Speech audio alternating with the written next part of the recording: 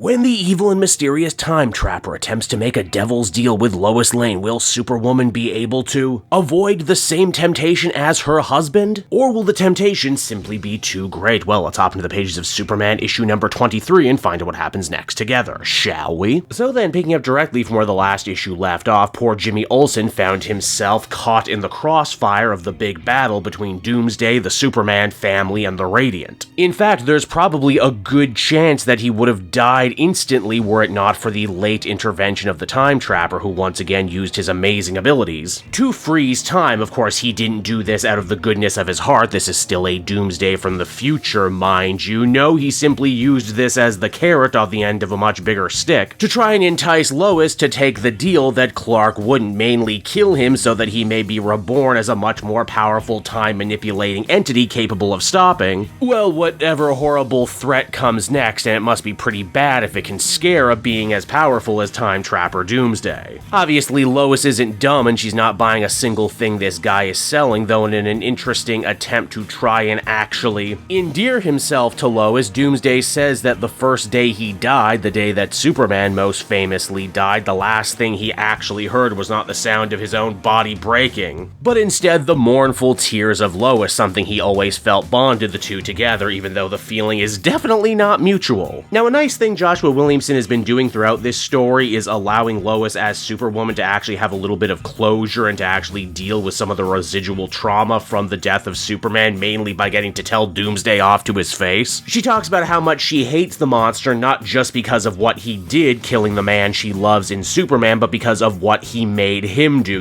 actually take a life. Even if it was a life as evil and cruel and unrelenting as Doomsday, murder sticks with you, especially when you're the Man of Steel. What's even better about the interaction between these two is that while when Doomsday made this same deal to Superman, he was sure to drop him back in just enough time to actually save Lois from the wrath of modern-day Doomsday, here Time Trapper Doomsday actually seems to be a little bit more petty in his dealings with Lois, dropping her back at the exact moment she flung into action to try and save Jimmy's life, leaving her with precious few nanoseconds. In the end, Superwoman manages to tank the hit from the Radiant, but unfortunately, Jimmy does not make it out of the battle unscathed. Don't worry, we'll circle back to that in a minute. Right now, the question is, what the hell are they going to do about this apocalyptic battle taking place in the streets of Metropolis right now? Superman is freaking the hell out. What with the whole rage poisoning he's still dealing with following his last run-in with Dr. Graft, and you got the Radiant trying to kill Doomsday and Doomsday trying to kill everyone else. Luckily for everyone, Superman does ultimately manage to calm himself down given the severity of the situation, and once he sees that Time Trapper is messing with his wife, he flies into action to beat the ever-loving crap out of this guy. Even though that's sadly a losing proposition no matter how you dice it, because don't forget, Time Trapper Doomsday wants to die so that he may be reborn as a much more powerful being. Now, all around the city, everything is going to hell in a handbasket. It's everything the Super family can do to try and rescue people trapped in the Splash Zone. It's right here help ends up coming not from a member of the Superman family, but instead by Lex Luthor. You'll remember back in the special issue, Lex regained a good portion of his memories and intelligence, and now it seems he's able to put that extra brain power to good work. Wouldn't you know it, but all that time spent with Brainiac in the last event learning under him, Lex discovered the secrets to building a shrink ray that he uses to bottle Doomsday as well as the Radiant's army so that they can fight it out inside a jar. All in all, it seems like a pretty solid fix for their problems. No more Radiant, no more Doomsday, and because time moves differently there in the jar, and because Brainiac's jars have been shown in the past to be able to keep both Zarnians and Kryptonians for an infinite amount of time, it looks like the day is saved and everything can go back to normal. Only, no wait, it can't. It's actually Mercy Graves who ends up saying what everyone is thinking first, and that is, hey, if Doomsday dies in one of the jars wherein time moves differently, doesn't that mean that he'll come back stronger and able to resist the effects of time dilation? Oh no, it looks like we've managed to stumble our way into another self-fulfilling time loop, everyone. Don't ya hate those? Honestly, I love them. Here, especially as poor Superman and Wonder Woman come to the horrifying realization that the harder they fought to try and stop Doomsday from being reborn, all they managed to do was seemingly give birth to the new Time Trapper Doomsday, and according to him, he's not even the worst thing they're going to have to be dealing with in the future. Oh, but when it rains, it pours, and the hits just keep on coming, because after the smoke manages to clear on the fight, we we see what became of poor Jimmy. He'll live, even though he's in a coma right now, but worse still, his hands were horribly damaged in the explosion, meaning there's a good chance he may never take a picture again, and considering that he is an award-winning photographer, that's kind of almost a fate worse than death. Yeah, Siobhan and the others notice that Lois actually isn't there in the hospital room looking over Jimmy, and that is because she's still kind of dealing with the shell shock of it all. Again, she's only been a hero for a couple months now, and it's all been fun and games up until now. She's never failed before, let alone failed someone who is so near and dear to her as Jimmy. Superman tries his hardest to comfort her, saying that this is one of the hardest things about being a superhero. Even someone like Superman is fallible, even he can't be everywhere at once. Eventually you are going to fail someone important to you, and when that happens, all you can do is show up more and try harder. Though Jimmy's accident ends up having some real unforeseen ripple effects, as Siobhan the Banshee ends up actually picking a fight with Superwoman. Again, remember, they don't actually know her and Lois are the same person. Silver Banshee blames Lois for what became of Jimmy. Again, remember, he was actively trying to get a picture of her for Lois of all people. A grim irony that is only made worse by the fact that Silver Banshee now vows to be Superwoman's first arch-nemesis. And oh yeah, hey, speaking of arch-nemesises, after that we end up flashing over to space to see what's going on with General Zod. He's getting an alien medical procedure done that reveals, yep, your powers are gone, alright. Maybe a dip in Earth's yellow sun will clear you up, maybe not, but that's gonna be a long-ass ride to get there. Also, Zod doesn't want the universe knowing just how weak he is, so he's sure to pop his doctor's head just for good measure. This, of course, proves that even though Zod might not have super strength, he's still pretty strong. Oh, but we're not done yet, because after that we check on in with Time Trapper. He has returned to the end of time to once again try and find his Superman who he was talking to when this arc first began. Again, he decries that he's not the worst thing out there in the universe, and that he really would have liked it if the Super Family had worked with him willingly, but who exactly is it that could possibly have Time Trapper Doomsday so scared? Well, the answer is Darkseid. Yeah, that Darkseid who left for the absolute Earth. Well, as Time Trapper explains, he eventually does end up coming back one day, and he brings hell with him. In fact, as the comic comes to a close, Time Trapper ends up getting cornered by Darkseid's own Legion, who we actually saw all the way back in that first Absolute Earth special. Ooh, bet you didn't think all these stories were connected, but they are. And so that was Superman issue number 3, everybody. Another really strong offering, courtesy of Joshua Williamson. This issue was honestly more about Lois Lane's journey as Superwoman, and I gotta say, they do some pretty goddamn good stuff with her. Be it her long overdue emotional reckoning with Doomsday, or be it her wrestling with the fact that as a hero you will eventually fail no matter how great your powers are. This issue also seeks to imply that we're going to be getting some meaty B stories involving Jimmy in the future. In fact, I hope he gets a special focus issue like Lois and Lex did. By far, though, the biggest revelation of this story, and honestly I'm shocked more people online in the comic book space aren't talking about this, is that this Superman story is directly connected to everything that's going on in the events of the Absolute comics. Hell, at the end of this issue, Joshua Williamson basically points to the stands and says, hey, get ready for a big event coming sooner rather than later. And you know what? I've been loving the Absolute comics, I've been loving this book, so yeah, you know what? Bring it the hell on, I say. Overall, I'd give this one a very positive 8 out of 10.